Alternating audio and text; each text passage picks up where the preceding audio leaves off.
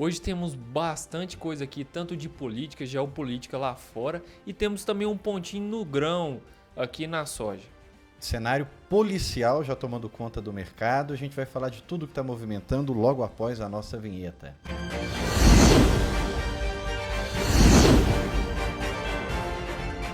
Se o que acontece no Brasil e no mundo são assuntos que te interessam, política, geopolítica, mercados, eu convido você a deixar sua curtida, o seu comentário e enviar para alguém.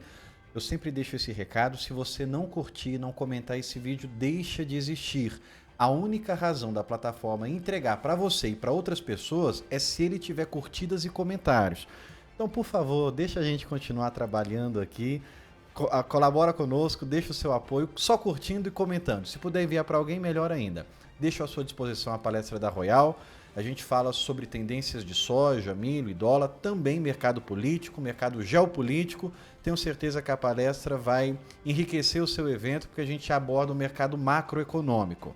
Bom, vamos começar aqui olhando um pouquinho de soja, como o Pedro falou. A gente teve hoje a divulgação da SECEX, nossa Secretaria de Exportação. O que nós tivemos para a soja, Pedro? Tivemos uma coisa que surpreendeu, viu? Porque tivemos 16,7 milhões de toneladas exportadas aqui no Brasil, e esse dado é da última semana de abril.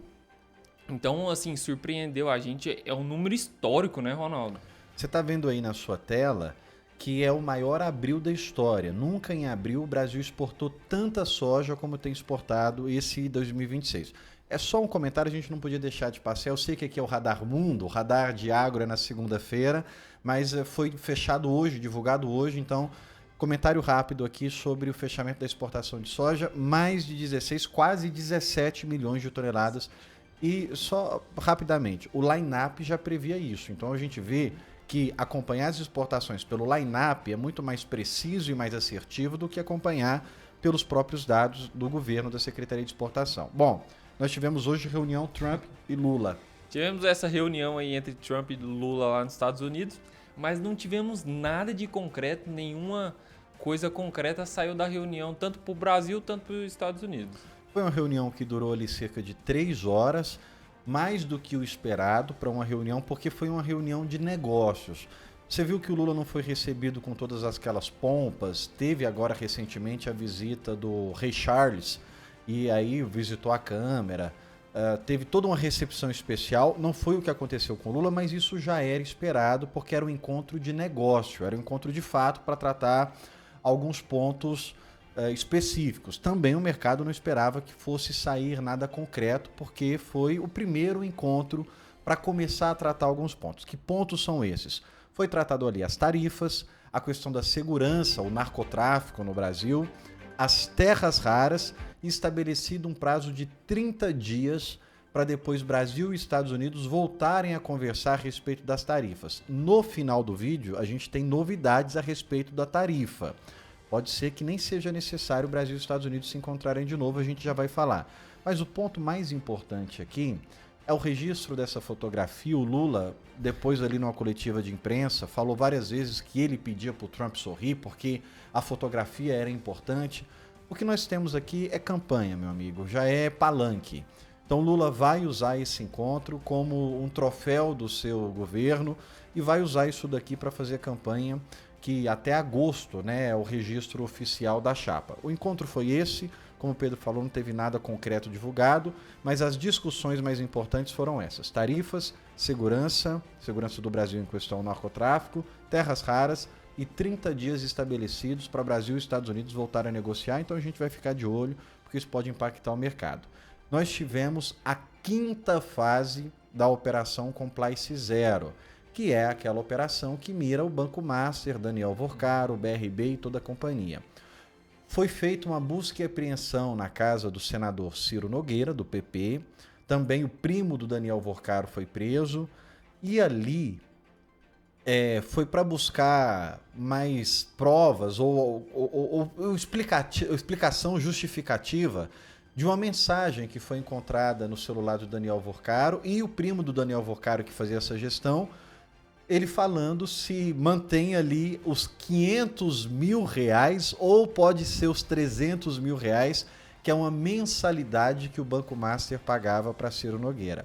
Agora, pasme, teve uma proposta do senador Ciro Nogueira de aumentar o fundo, o FGC, o Fundo Garantidor de Crédito.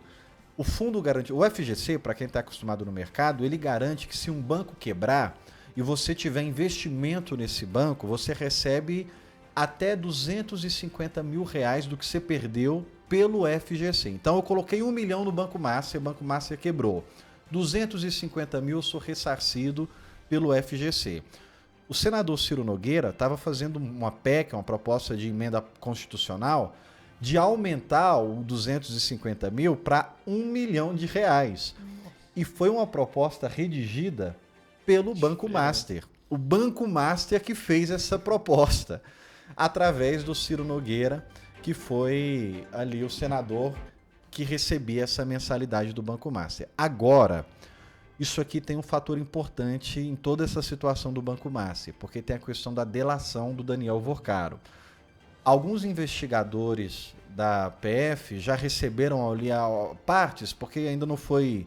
Ele já fez a delação e ela não foi analisada completamente. Estima-se que a PF vai precisar de cerca de 2 semanas. PF e PGR estão fazendo essa análise juntos.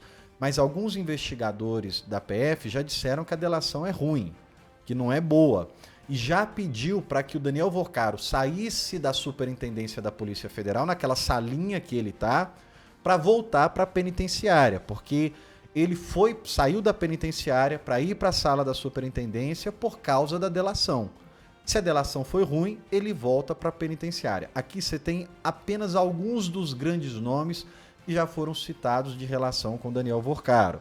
Ibanez Rocha, governador do DF, Michel Temer, nosso presidente, Viviane Barsi de Moraes, esposa do Alexandre de Moraes, e o nosso presidente do Senado, Davi Alcolumbre, estão entre os nomes. Agora, por que eu falei que a fase ali, a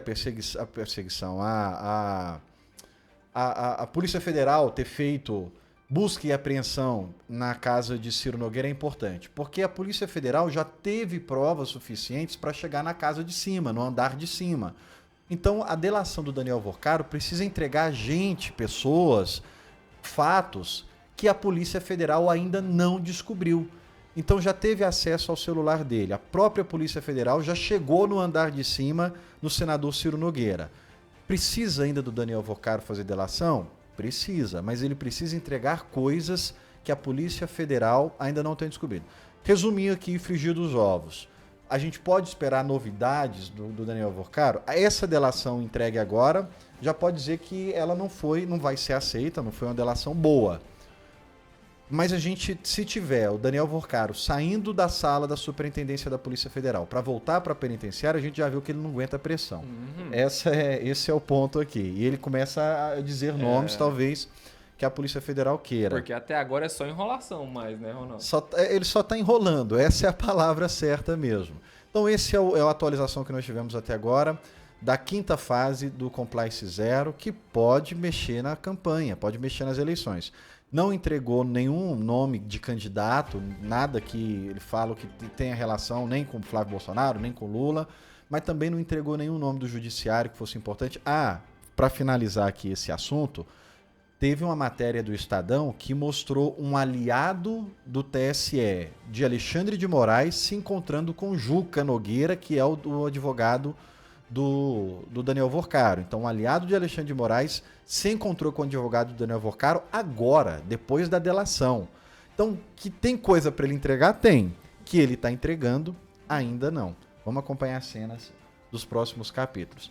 Uma pausa para pedir para você deixar esse vídeo continuar, a gente entregando esse nível de informação para você toda segunda, toda quinta-feira.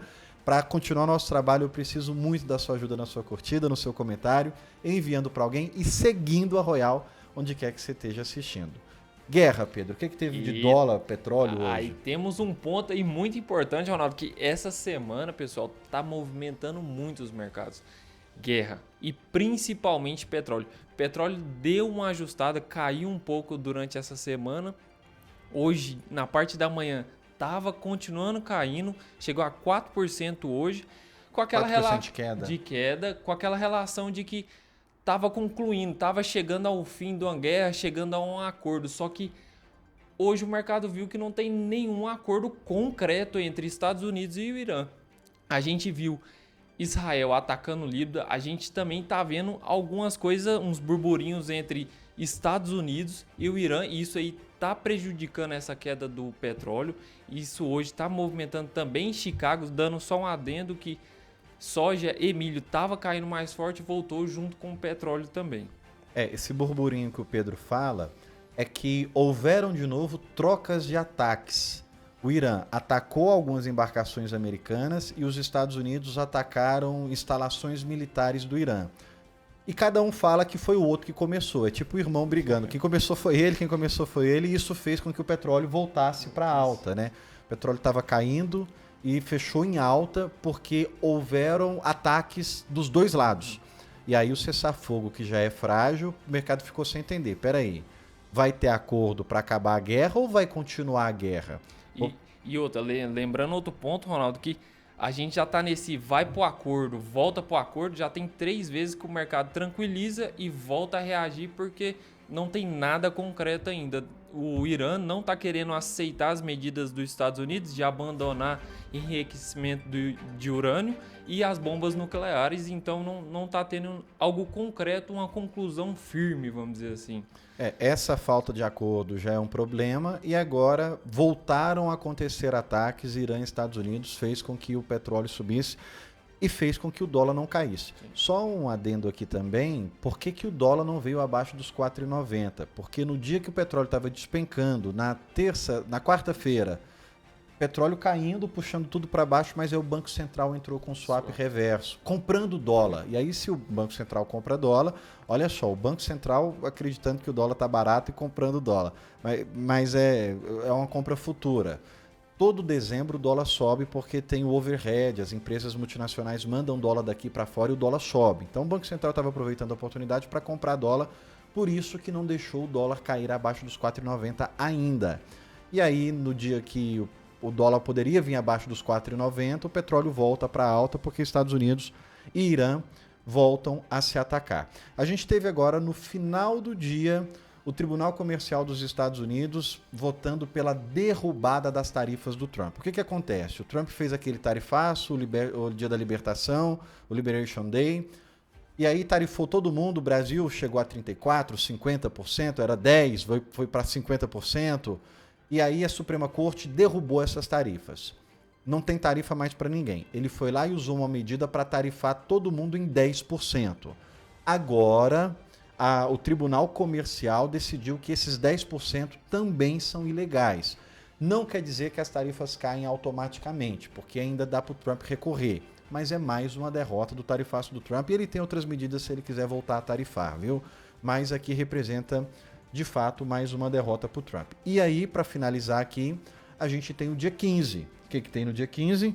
O encontro entre Trump e Xi Jinping. E outro ponto só aqui, voltando para o início, gente, as exportações do Brasil pode estar tão alta desse jeito porque ainda não tem conclusão nenhuma, né, Ronaldo, entre China e Estados Unidos de comercialização de grão, que era um ponto muito importante que a gente já vem comentando alguns radares, né? Se China e Estados Unidos fazem acordo de exportação, quem é prejudicado é o Brasil, porque só o Brasil e só os Estados Unidos que vendem soja para a China no volume que nós vendemos. Não tem nenhum outro país no mundo que consegue vender. Tem a Argentina, mas vende muito pouco, 4 milhões, 5 milhões de toneladas. O Brasil vende 75 milhões de toneladas, os Estados Unidos vende 25 milhões de toneladas. Então, pode ser que saia um acordo aí, mas o ponto é que também no dia 15, aí a opinião minha aqui, eu acredito que o Trump tem que resolver essa guerra antes do encontro com Xi Jinping, porque é interesse da China que a guerra também finalize.